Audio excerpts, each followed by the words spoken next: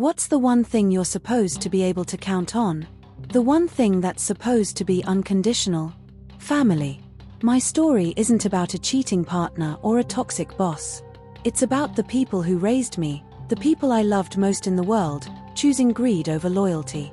This is a story about a betrayal so deep it could only be solved with a plan so meticulous, it would make them question every lie they ever told me. This is how I gave my family a lesson they'll never forget. My father, bless his soul, was a brilliant man. A quiet inventor who spent his life building a small but incredibly successful tech business. He was a simple man who believed in family above all else. His greatest wish was to see my sister, Sarah, and me live happy, secure lives. When he passed away unexpectedly, my world shattered. But I didn't know the real shattering was yet to come. My father's will was simple, or so I thought. He left everything to my mother, with the stipulation that the business be run jointly by me and my sister, ensuring our family's legacy. But what I didn't know was that my mother and sister had a secret plan. They convinced my father, in his last months, to change the will. They added a small, almost unnoticeable clause.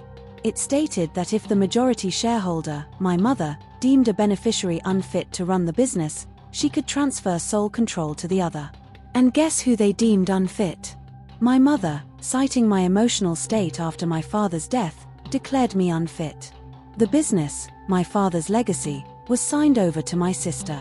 Suddenly, I was cut off.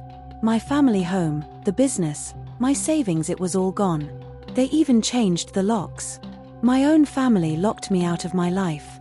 I was living on a shoestring budget while they were living large, splurging on new cars and lavish vacations with money that was meant for all of us.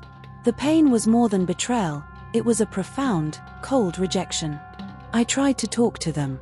I begged. I pleaded. My mother, my own mother, told me, "This is for your own good, Chloe. You just don't understand how the business world works." My sister didn't even pick up the phone. The tears eventually ran out. The anger set in.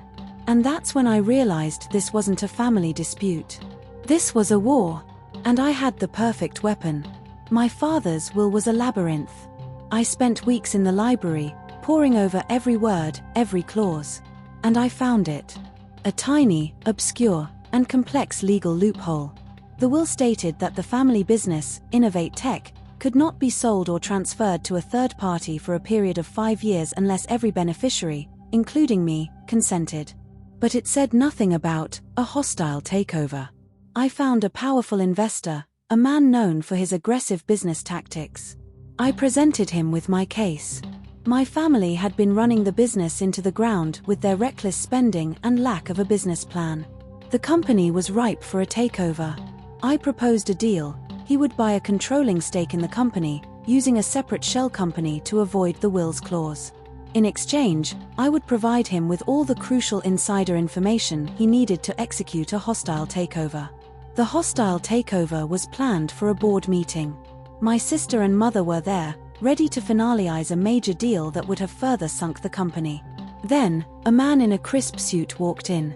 He presented a letter stating that a majority stake in the company had been acquired. My mother and sister looked confused. But as the man spoke, their faces drained of all color. The company was no longer theirs. It was now under new management. They had no one to blame but themselves. Their greed was their downfall. The investor stripped them of their power and their positions. The company, my father's legacy, was saved, but it was no longer in their hands.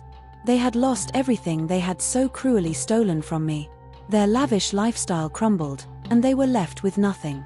The very people they had flaunted their stolen wealth to now watched their public humiliation with scorn. And what about me? My deal with the investor gave me a significant payout. Not to run the company, but as compensation for the betrayal and for my help in saving my father's creation. I wasn't just made whole, I was made free. Free from the toxic dynamics, free from the manipulation, and free to build a new life on my own terms. The revenge wasn't just about making them lose, it was about me winning back my life. The lesson I learned was a hard one. Family is not always about blood. Sometimes, it's a bond of respect, trust, and love. And when that bond is broken, you have every right to get back what's yours. This wasn't just revenge, it was an act of survival. I saved myself from a lifetime of being their pawn. And I saved my father's legacy from their greed. If this story resonated with you, hit that like button, subscribe to When Tables Turn, and ring the bell so you don't miss our next tale of poetic justice. Have you ever been betrayed by your own family? Share your stories in the comments below. And next week, get ready for a story about a high school bully who thought they could get away with everything. They were dead wrong.